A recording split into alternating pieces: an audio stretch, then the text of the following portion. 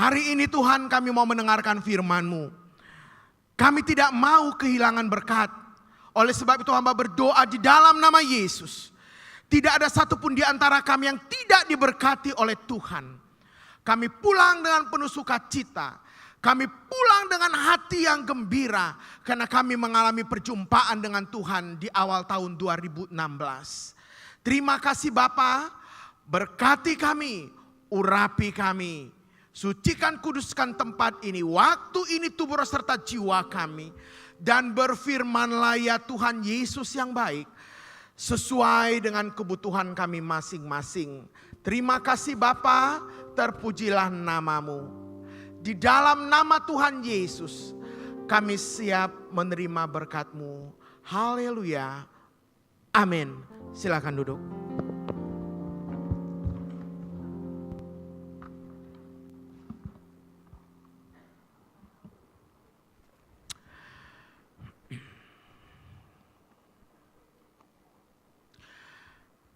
Shalom. Shalom. Baru tahun baru. Ya. Minggu pertama suaranya sudah sangat menurun. Terlalu letihkah Anda? Tanggal 31, tanggal 1 dan tanggal 3. Saudara, seandainya kita hidup di surga, mungkin beginilah kita. Ada seorang anak bertanya kepada istri saya. Istri saya seorang pendeta, ibu pendeta, kalau nanti kita di surga, apa sih tugas kita? Apa sih pekerjaan kita? Istri saya katakan, nak, di surga itu gak ada air mata. Yang ada hanya puji-pujian. Kita hanya menyembah Allah kita yang hidup. Anak itu dengan polosnya katakan, bosan maka. Kalau begitu gak mau di surga. Loh kenapa? Bu pendeta, bosan sekali kalau kerja kita cuma memuji Tuhan melulu. Kapan makannya? Kapan mainnya? Saudara tahu itu konsep anak kecil. Tetapi saya harus katakan kepada saudara, banyak sekarang anak-anak muda yang justru sangat bosan. Kalau 1 jam saja di gereja, saudara, dia sudah mulai gelisah. Ya, dia mulai sedikit geser pantatnya, sedikit geser tubuhnya. Dan dia katakan, ini pendeta kok ngomongnya lama amat sih? Nggak tahu ya kalau udah lapar ya. Nggak tahu ya, ini film pertama di bioskop main ini. Jam sekian loh. Ini pendeta kok lama amat ngomongnya. Bandingkan jikalau Anda berada di bioskop 2 jam, mata Anda tidak pernah mengantuk dan mata Anda terus melek. Setuju dengan saya? Ya, bandingkan jikalau Anda pergi ke mall, walaupun Anda pakai high heels yang tinggi banget, yang 7-10 cm, Anda tidak mengatakan kakiku pegel. Enggak, ya toh. Lalu Anda tarik suami Anda atau pacar Anda, ke sana kita belum masuk, ke sana kita belum masuk, ke sana kita belum melihat. Rasanya tidak ada waktu yang meletihkan. Tetapi pada waktu Anda ada di gereja, hanya 1 jam, Anda sudah nguap berapa kali? Ya, mungkin ada sudah nguap 5 kali, nguap 10 kali, atau berapa kali saudara. Sampai-sampai mungkin Tuhan bilang, lu kalau terima gaji lu gak pernah nguap. Tapi kalau di gereja, lu nguap melulu. Apa sih maksudnya? Kita seringkali tidak fair sama Tuhan. Tapi hari ini, saudara yang mau diberkati Tuhan, saat saudara mau nguap, cubit tangannya. Setuju? Ya, anak kecil bilang setuju gitu. Makanya saya selalu katakan di gereja, istri-istri, suami-suami, jangan pisah dari suami istrinya. Jangan, ya. Biasanya yang sering nguap itu suami atau istri? Suami, ya. Lalu yang malu siapa? Istrinya. Makanya saya katakan begini, kalau Anda ke gereja, suami istri dempet, yang pacaran udahlah dempet, nggak apa-apa dekat-dekatan. Di tempat yang paling kudus kok, ya. Kok di bioskop bisa dekat banget, kok di mall bisa dekat banget, di gereja bilang gini, jangan dekat-dekat malu, gitu ya. Di tempat yang paling kudus Anda malu ya. Lalu saya katakan begini, perempuan-perempuan kalau ke gereja, ibu-ibu atau cewek-cewek yang punya pacar ke gereja pakai high heels. Wow, ya, saya orang pendeta yang suka keindahan gitu. Tapi bukan itu masalahnya. High heels itu fungsinya banyak loh. Gitu ya. Waktu suami Anda ngantuk, waktu pacar Anda ngantuk, kalau dicubit dia marah. Ya, lu tahu nggak? Firman Tuhan jangan ngantuk. Malu tahu nggak? Gitu. Apalagi saya majelis, malu dilihat dari belakang, gitu ya. Dia pasti malu. Dia bilang gini, jangan cubit-cubit, tahu nggak? Malu. Nggak usah dicubit, saudara. Dengan ujung yang runcing itu, Anda injak sepatunya. Saudara, itu injakan di bawah, di atas klop. Pasti begitu. Ya, seperti knop listrik itu loh, ya, dipencet lampu langsung menyala. Setuju? Setuju. Jadi heel saudara itu tolong dipergunakan dengan fungsi yang banyak, ya. Tidak hanya untuk indah, tapi injak ujung kakinya, bilang jangan ngantuk, malu-maluin. Dia pasti akan langsung begini. Saudara dikasih oleh Tuhan Yesus, mari kita buka Alkitab kita.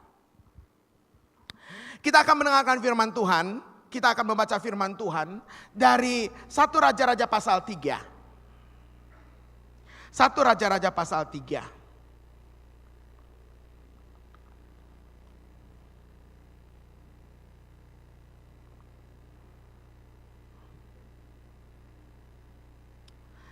Seharusnya satu perikop, tetapi saya mau memulainya dari ayat yang kelima. 1 Raja-Raja pasal 3 dari ayat yang kelima. Oh, ada. Oke, kita konsentrasi ya. Lupakan mall, lupakan rasa lapar, lupakan tempat tidur, lupakan semua. Hanya berhubungan dengan Tuhan. Setuju? Nggak boleh kehilangan berkat di awal tahun. Baik. 1 Raja-Raja pasal 3, kita mulai dari ayat yang kelima. Baik, demikian firman Tuhan. Di Gibeon itu, Tuhan menampakkan diri kepada Salomo dalam mimpi. Pada waktu malam, berfirmanlah Allah, mintalah apa yang hendak kuberikan kepadamu. Lalu Salomo berkata, engkaulah yang telah menunjukkan kasih setiamu yang besar kepada hambamu Daud ayahku. Sebab ia hidup di hadapanku dengan setia, benar dan jujur terhadap engkau. Dan engkau telah menjamin kepadanya kasih setia yang besar itu, dan memberikan kepadanya seorang anak yang duduk di tahtanya seperti pada hari ini. Maka sekarang ya Tuhan Allahku, engkaulah yang mengangkat hambamu ini menjadi raja menggantikan Daud ayahku. Sekalipun aku masih sangat muda dan belum berpengalaman. Demikianlah hambamu ini berada di tengah-tengah umatmu yang kau pilih. Suatu umat yang besar yang tidak terhitung dan tidak terkira banyaknya. Baik, kita baca bersama-sama ayat yang ke-9. Suara keras ya. 1, 2, 3. Maka hati yang paham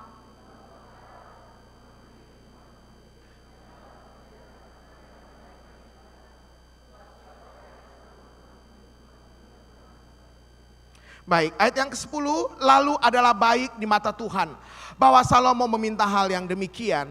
Jadi berfirmanlah Allah kepadanya, oleh karena engkau telah meminta hal yang demikian dan tidak meminta umur panjang atau kekayaan atau nyawa musuhmu, melainkan pengertian untuk memutuskan hukum, maka sesungguhnya aku melakukan sesuai dengan permintaanmu itu. Sesungguhnya aku memberikan kepadamu hati yang penuh hikmat dan pengertian, sehingga sebelum engkau tidak ada seorang pun seperti engkau, dan sesudah engkau takkan bangkit seorang pun seperti engkau. Dan juga apa yang tidak kau minta, aku berikan kepadamu, baik kekayaan maupun kemuliaan, sehingga sepanjang umurmu tak akan ada seorang pun seperti engkau di antara raja-raja. Dan jika kau hidup menurut jalan yang kutunjukkan dan tetap mengikuti segala ketetapan dan perintahku, sama seperti ayahmu Daud, maka aku akan memperpanjang umurmu. Lalu terjagalah Salomo, ternyata ia bermimpi. Sekembalinya ke Yerusalem, berdirilah ia di hadapan tabut perjanjian Tuhan.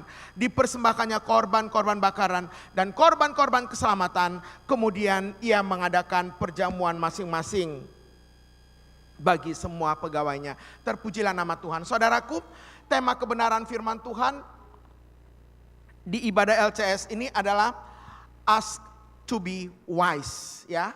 Ask to be wise. Saudara dikasih oleh Tuhan Yesus Kristus, kita bersyukur kepada Tuhan, ya. Kita baru 3 hari ya. Ini hari ketiga 2016. Ya. Hari terakhir 2015, apa yang engkau lakukan? Di mana engkau ada? Lalu hari pertama 2016, apa juga yang kau lakukan dan di mana engkau ada? Orang yang bijak ya, akhir tahun 2015 ya, dia selalu menyediakan dirinya untuk dievaluasi oleh Tuhan. Sekaligus mengevaluasi diri. Belajar dari semua kegagalan-kegagalan pada masa lalu, saudara. Dan dalam iman yang kokoh masuk di tahun yang baru. Dan tidak akan mau jatuh di lubang yang sama. Setuju ya? Kita tidak akan pernah mau jatuh di lubang yang sama. Tetapi masalahnya saudara, banyak orang sadar atau tidak sadar tidak mempersiapkan dirinya meninggalkan 2015, tidak mempersiapkan memasuki 2016, akhirnya dia selalu jatuh di lubang yang sama. Seandainya awal tahun saudara, Tuhan datang kepada Anda ya di dalam mimpi, atau pendeta Anda bertanya kepada Anda, atau pacar Anda bertanya kepada Anda, istri atau suami Anda bertanya, katakan pertanyaannya begini, apa yang engkau mau minta dari Tuhan di awal 2016 ini? Apa yang kau mau minta untuk menjalani 2016 ini? Kira-kira saudara minta apa sama Tuhan? Hah? Kira-kira minta apa sama Tuhan? Saudara, kalau seandainya kita membuat penelitian, saya yakin dan percaya. Ya, saya yakin yang percaya. Angka yang tertinggi adalah pasti minta berkat. Nah, berkat itu selalu otentik dengan apa? Harta, dengan uang. Pagi-pagi waktu Anda bangun minta apa sama Tuhan? Pagi-pagi minta berkat Tuhan? Bukan? Pagi-pagi sudah minta uang sama Tuhan. Kadang-kadang kita menjadi orang yang tidak tahu diri. Tuhan bilang begini, lu pagi-pagi bangun udah minta berkat. Tetapi ya, apa yang menjadi kewajibanmu enggak engkau jalankan. Seandainya Tuhan bertanya kepada saudara, apa yang engkau minta sepanjang tahun 2016 ini? Saudara, apa yang sangat menarik dari Salomo? Saudara, apa yang sangat menarik dari Salomo? Pada waktu Tuhan bertanya kepada dia, apa yang engkau minta? Ingat posisinya dia sebagai seorang raja yang sangat muda dan harus memimpin bangsa yang sangat besar dan rakyat yang tegar tengkuk, yang jikalau perlu panggil Tuhan, yang jikalau nggak perlu tendang Tuhan, saudara. Seringkali Tuhan menjadi pelengkap penderita. Saya harus katakan kepada saudara, sampai saat ini pun tanpa kita sadari, bukankah kita sering membuat Tuhan menjadi pelengkap penderita dalam hidup kita? Ayo jawab. Ya. Jika kita perlu, kita teriak sama Tuhan. Jikalau hidup kita sedang nyaman dan aman, di manakah Tuhan ada? Saudara yang dikasih oleh Tuhan Yesus, saya percaya pada waktu Tuhan bertanya kepada dia, di bawah alam sadarnya, dalam mimpinya, saudara, dia meminta sesuatu yang sebenarnya, yang dia minta adalah sesuatu yang sudah diajarkan oleh ayahnya berulang-ulang. Berulang-ulang diajarkan oleh Daud. Betapa pentingnya hikmat. Nanti kita akan melihat saudara. Saudara dikasih oleh Tuhan Yesus Kristus. Apa yang telah kita persiapkan sih sebenarnya tahun baru ini? Saudara, ada seorang wanita. Ya, seorang wanita, satu ketika dia koma. Akhir daripada kematiannya. Waktu akhir daripada kematiannya saudara, dia bertemu dengan Tuhan. Ya, bertemu dengan Tuhan. Lalu dia katakan kepada Tuhan, Tuhan, apakah ini akhir hidupku? Tuhan bilang, belum. Engkau masih kuberikan waktu 40 tahun, 3 bulan, 18 hari. Wow, luar biasa. Belum waktunya mati saudara. Tuhan bilang 40 tahun 3 bulan 18 hari. Saudara, perempuan itu sembuh. Waktu dia sembuh saudara, apa yang pertama kali dia lakukan? Dia katakan kepada dokternya, tolong carikan saya dokter operasi plastik, bedah plastik yang paling terkenal. Dia bilang, lalu dokternya bilang, kenapa? Saya mau mengubah wajah saya menjadi wanita yang sangat cantik. Karena apa? Hidup saya masih 40 tahun, 3 bulan, 18 hari. Saudara, terjadilah demikian. Datang dokter plastik, operasi plastik, perempuan itu memang cantik banget. Kecantikannya belum lengkap, dia panggil, tolong panggil tukang semi rambut. Salon yang sangat terkenal. Buat dong rambut saya kelihatan bagus banget. Dibuatlah rambutnya bagus. Saudara, dia cantik banget saudara. Saudara, setelah semuanya itu saudara, dia keluar dari rumah sakit. Waktu dia keluar dari rumah sakit, ya, apa yang terjadi? Dia keluar dari rumah sakit, dia ditabrak dan dia mati. Dia menghadap Tuhan. Tuhan bilang, Tuhan gimana sih?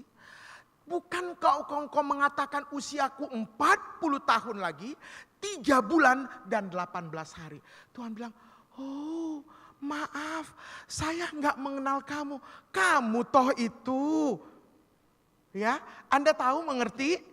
Oh kamu toh itu, saya nggak kenal kamu. Sungguh Tuhan bilang, oh ternyata kamu katanya. Artinya saudara, seringkali kita memasuki tahun baru ya, tidak memperbaiki inner beauty kita bukan. Kita tidak belajar dari kegagalan masa lalu untuk masuk dalam tahun yang baru. Memperbaiki inner beauty kita, tapi apa kita sibuk memperbaikinya? Sibuk apa? Wajah baru, rambut baru, penampilan baru, pacar baru, semuanya baru. Ya, semuanya yang terlihat dari luar. Tetapi Tuhan bukan mengenal itu, saudara. Mari kita melihat apa sih gunanya hikmat, saudara. Saudara dikasih oleh Tuhan Yesus, pada waktu kita belajar us to be wise. Bagaimana kita bisa mempunyai hikmat sehingga kita berjalan sepanjang tahun ini dalam hikmat Allah, bukan hikmat saudara, bukan hikmat manusia. Apa sih gunanya hikmat? Saudara perhatikan ya. Amsal pasal 4 ayat 12 mengatakan begini. Bila engkau berjalan, maka langkahmu tidak akan terhambat. Bila engkau berlari, maka engkau tidak akan tersandung. Ayat sebelumnya ini berbicara tentang hikmat dan pengertian. Yang pertama, apa gunanya hikmat? Gunanya hikmat adalah supaya engkau dan saya berjalan dalam rencananya. Berbagai masalah yang engkau sudah putuskan sepanjang 2016, Tuhan memberkati semua rencanamu. Tetapi saudara, tanpa kita sadari, kita seringkali hanya membuat Tuhan ikut campur dalam rencana yang kecil. Rencana yang besar kita tidak mengundang Tuhan. Karena apa? Rencana yang besar itu banyak lika-likunya. Banyak juga kebohongan-kebohongannya. Bagaimana mungkin rencana besar ini kita undang Tuhan? Ya, rencana besar ini nggak mungkin kita undang Tuhan. Karena apa? Kalau kita jujur, apa sih keuntungan dari sebuah kejujuran? Saudara, makanya teman saya bilang begini, kalau mau menjadi baik, jangan menjadi orang yang sangat baik. Kalau jadi jahat, jangan juga menjadi orang yang sangat jahat. Jadi orang yang sangat jahat, Tuhan nggak mau. Menjadi orang yang sangat baik juga, iblis juga nggak suka gitu. Artinya dikatakan setengah baik, setengah jahat. Saudara, saya katakan kepada saudara, hanya ada surga dan hanya ada neraka. Tidak ada di tengah-tengahnya. Seandainya saya bertanya kepada saudara mau hitam atau putih, orang bijak sekarang mengatakan apa? Abu-abu saja, ataunya saja. Saudara, kita suka yang abu-abu bukan? Tidak terlalu jahat dan juga tidak terlalu baik. Sudahlah, nyantai saja bro, nyantai aja sis gitu ya. Kalau bohong-bohong kecil ya maklumlah, lu masih manusia, gak apa-apa masih di dunia. Jangan terlalu baik, kalau engkau terlalu baik dipatua-tuai sama banyak orang. Kalau engkau terlalu jahat dimusuhi oleh banyak orang. Jadi kompromi kecil-kecil lah saudara. Bukankah kita sering mengundang Tuhan dalam kompromi-kompromi yang ada. Walaupun Tuhan tidak mengenal kompromi. Tujuan apa gunanya hikmat? Yang pertama dikatakan adalah hikmat akan membuat engkau berjalan tidak terhambat. Dan akan membuat engkau berlari dengan tidak tersandung. Saudara. Yang kedua, apa gunanya hikmat? Hikmat dikatakan adalah orang yang berhikmat mempunyai dua aspek. Sebenarnya inilah yang terjadi dalam jiwanya Salomo. Ya, perhatikan ini baik-baik ya. Mempunyai dua aspek. Yang pertama adalah hikmat menimbulkan kecerdasan dalam mengambil keputusan yang tepat. Ya, menimbulkan kecerdasan dalam mengambil keputusan yang tepat. Yang kedua, hikmat itu adalah kecerdasan dalam mengelola emosi. Ya, emosi. Jadi saudara, jikalau engkau mau berhasil dalam hidupmu, dua hal ini penting. Mengambil keputusan secara tepat dan juga bisa memanage emosi. Banyak orang yang nggak bisa memanage emosinya loh. Ya, pada waktu pacaran seakan-akan emosi itu bisa teratur ya.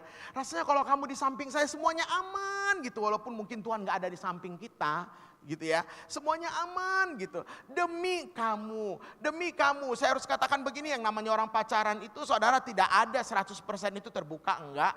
Ya, orang pacaran itu seorang ahli psikologi katakan orang pacaran 75% itu kamuflase. Jadi jangan berharap kalau saudara pacaran saudara terbuka semuanya. Enggak ada, bohong semuanya.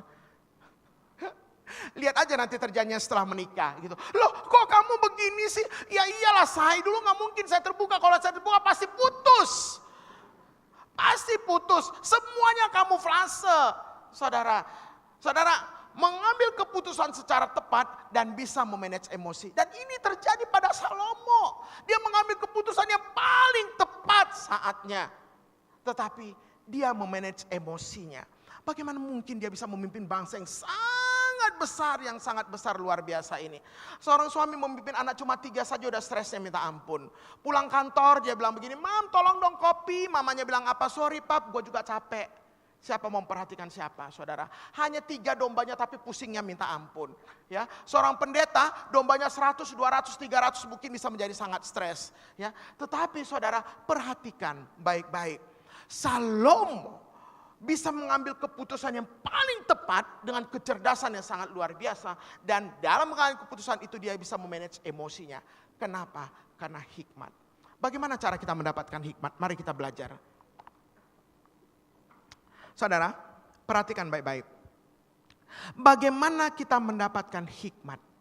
Yang pertama dikatakan, hikmat tidak akan pernah engkau dapat jikalau engkau tidak mencarinya. Amin. Mencari, bahkan dikatakan mencarinya, saudara perhatikan, seperti harta terpendam. Digali, karena apa? Firman Tuhan mengatakan dia lebih berharga daripada perak, lebih berharga daripada emas, lebih berharga daripada permata. Kalau kita membaca dari Amsal pasal 4, saudara dituliskan, perhatikan ya, Amsal pasal 4 ditekankan sampai berulang-ulang dengan segala sesuatu yang sangat penting. Kata didikan itu diulang sampai 2 kali. Kata emosi diulang sampai 5 kali. Kata pengertian diulang sampai 3 kali. Tapi pada akhirnya Alkitab bahasa Ibrani menuliskan 222 kali berbicara tentang hikmat. Yang di dalamnya berbicara tentang kebaikan dan keadilan. Seandainya kita berpikir betapa pentingnya hal yang satu ini, kita tidak akan pernah membuangnya. Kita akan mencarinya dan menggalinya sampai mendapatkannya. Apa tadi yang saya katakan di awal khotbah saya? Salomo memuji semua perbuatan ayahnya Daud. Begitu besar kasih setiamu kepada ayahku Daud. Dan itu juga yang kau turunkan kepadaku. Saudara perhatikan baik-baik. Apa yang terjadi dari awal pendidikan Daud kepada Salomo. Dia selalu berulang-ulang mengatakan tentang pengertian, tentang kebaikan, tentang keadilan, tentang hikmat. Dan itu diulang-ulang tiap hari. Dan pada akhirnya bukankah itu ada di bawah alam sadarnya dia? Pada waktu Tuhan bertanya kepada dia, apa yang engkau minta? Bukankah itu pertama keluar?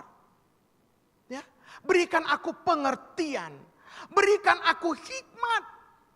Kita mungkin bisa mengatakan, oh ya gak mungkin dong dia minta harta, dia kaya. Gak mungkin dia minta nama baik. Ya dia nama baiknya dari dulu ayahnya saja sudah begitu. Dia gak mungkin minta musuh. Ya dia tanpa minta sama Tuhan juga dia bisa menghancurkan musuhnya dengan kebesaran nama ayahnya yang luar biasa. Kita lupa bahwa statement kebenaran firman Tuhan yang diulang itu menimbulkan hikmat yang luar biasa. Makanya saudara Ulangan pasal 6 katakan, ceritakanlah tentang aku berulang-ulang. Saudara, apakah di sini banyak keluarga muda yang sudah menikah? Hati-hati. Waktu anak-anak Anda tidur, Anda menceritakan tentang siapa? Tentang Yesus atau tentang dongeng? Ya, mari nak, mau tidur, mama mau mendongeng. Kenapa? Omamu dulu kalau mama tidur selalu dongeng dari mulai Tangkuban Perahu sampai apa tuh yang di Padang?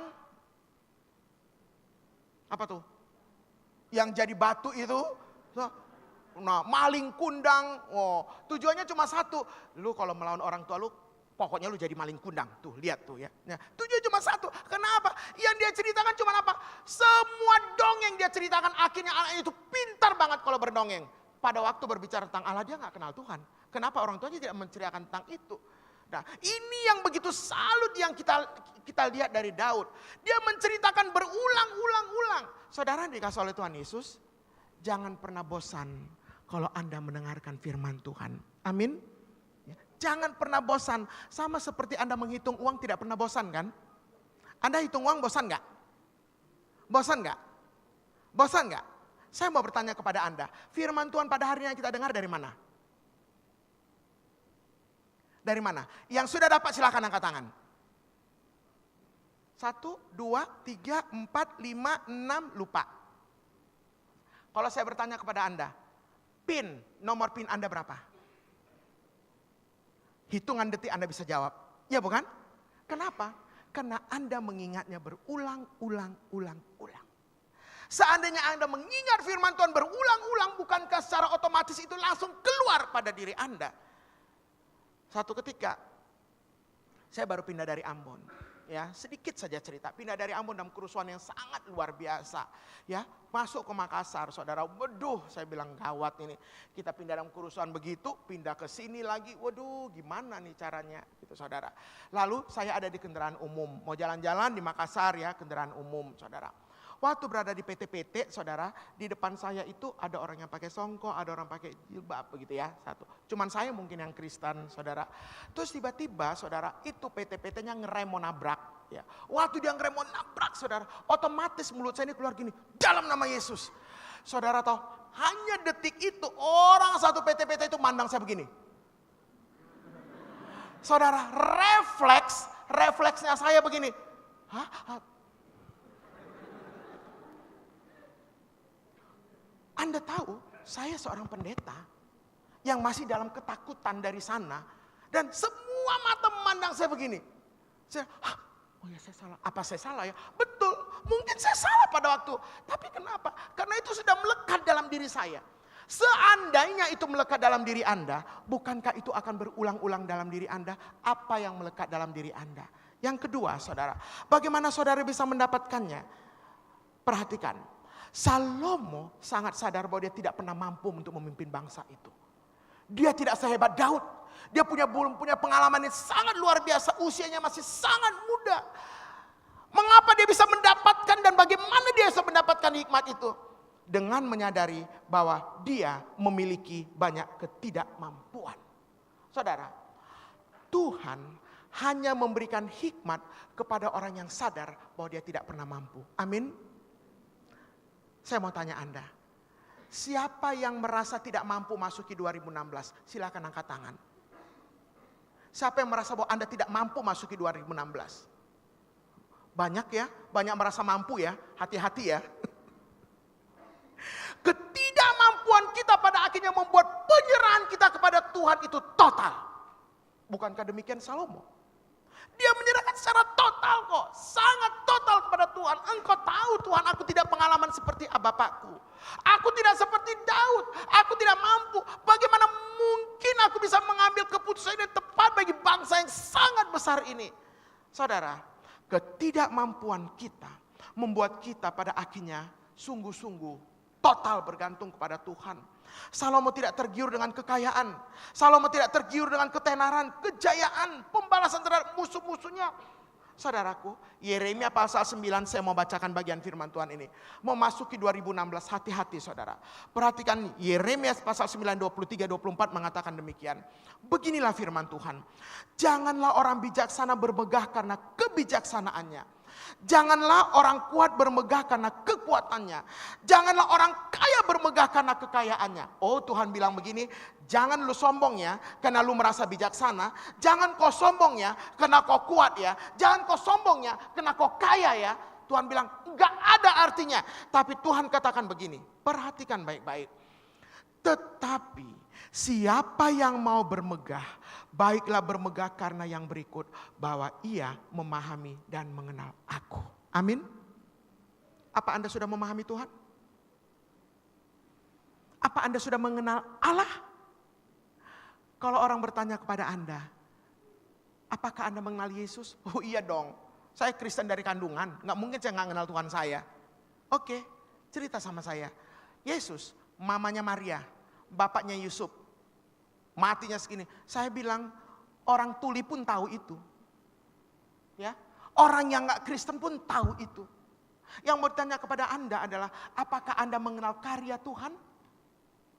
Oh iya, saya tahu Tuhan menyelamatkan saya. Only that? Enggak juga. Apakah kita pernah berbicara kepada orang, oh saya mengenal Tuhan dari keadilannya. Oke, oh itu sangat menarik. Saya mengenal Tuhan dari kasih-Nya. Jangan cuma mengenal Tuhan dari berkat-Nya. Bukankah banyak orang katakan satu ketika saya mengikuti satu ibadah luar biasa, saudara. Saya tidak mau diskreditkan gereja manapun. Dia katakan begini, Bapak Ibu, maaf saudara-saudara, yang masih muda-muda ya. Dia katakan begini, anak-anak muda yang mau mendapatkan pacar yang cantik, hidung mancung, rambutnya panjang, silakan angkat tangan. Siapa nggak mau?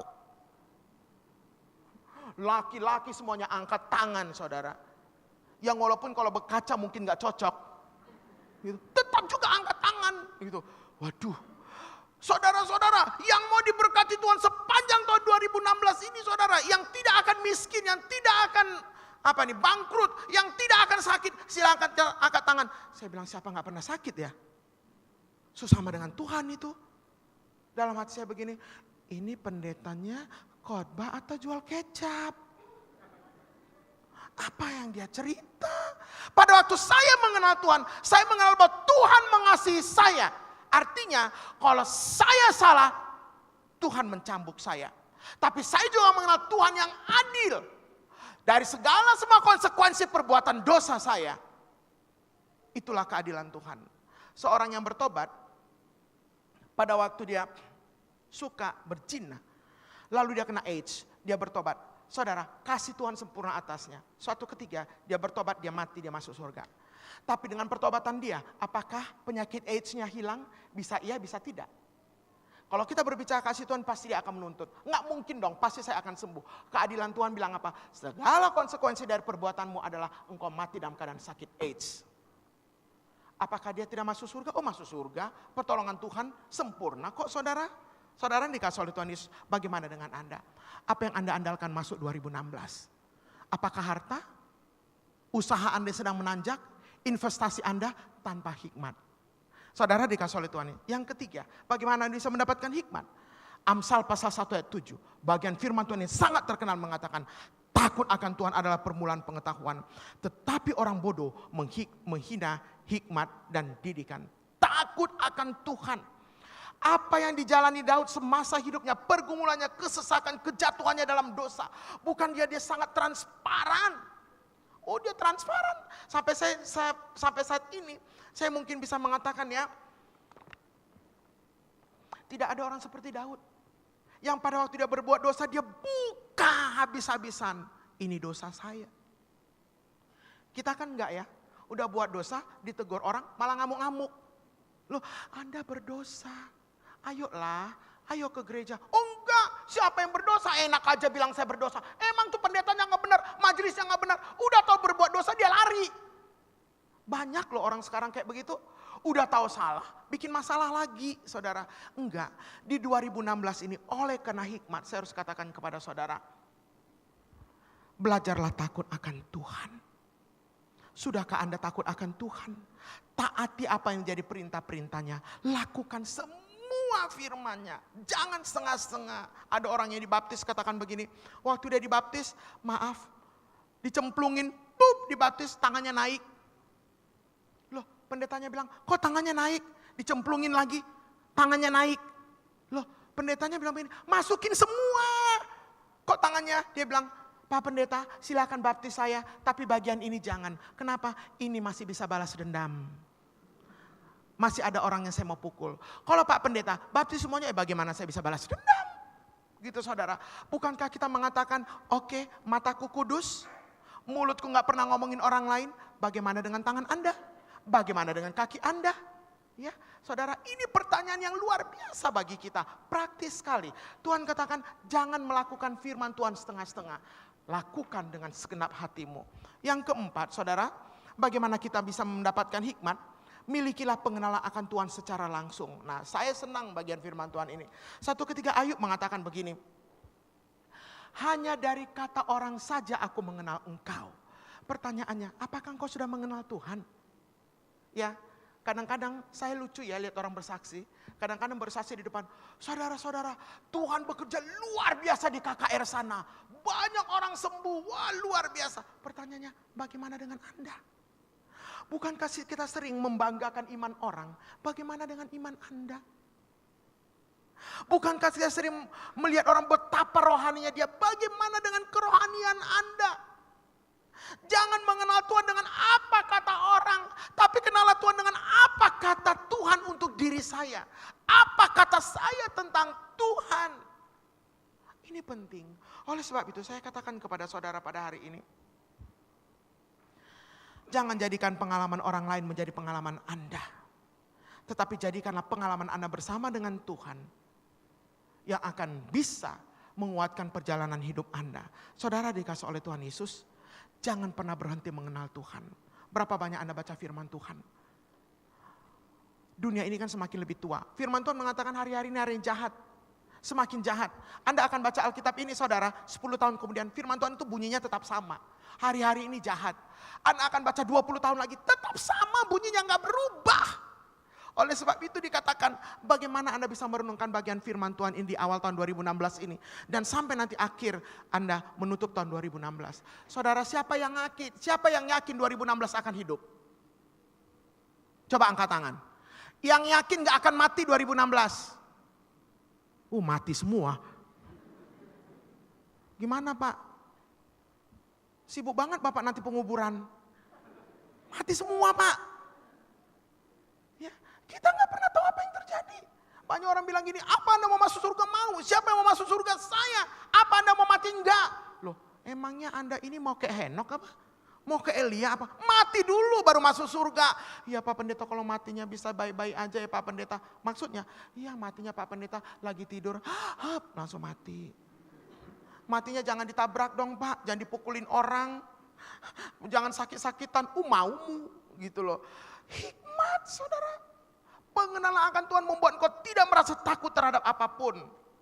Saudara dikasih oleh Tuhan Yesus, taat. Belajar firman Tuhan. Apa akibatnya? Dikatakan praktis sekali. Kekayaan, kehormatan, dan kehidupan. Bagian firman Tuhan tadi enak ya kita dengar ya di atas. Tapi saya menyesal bahwa firman Tuhan ini, kalau saudara tidak mendengar bagian yang terakhir. Peringatan. Sebenarnya inilah peringatan. Orang merasa dirinya rohani, merasa dirinya sangat rohani dari orang lain. Peringatan. Saudara, 1 Raja-Raja pasal 4 ayat 2. Menjadi peringatan yang luar biasa saudara. Banyak para penafsir mengatakan begini. Salomo adalah the man of wisdom. Tetapi the man of folly. Salomo adalah orang manusia yang berhikmat. Tetapi sekaligus Salomo adalah manusia yang bodoh. Saudara dikasih oleh Tuhan Yesus. Lihatlah apa yang menjadi kebodohannya. Ia menyukai kemewahan. Ia menikah dengan wanita-wanita kafir. Ia lebih mengutamakan hawa nafsu daripada Tuhan. Ia menindas rakyat demi kenyamanan dirinya. Yang terakhir ia mendirikan bukit-bukit penyembahan kepada dewa-dewa untuk menyenangkan istri-istrinya. Hati-hati saudara.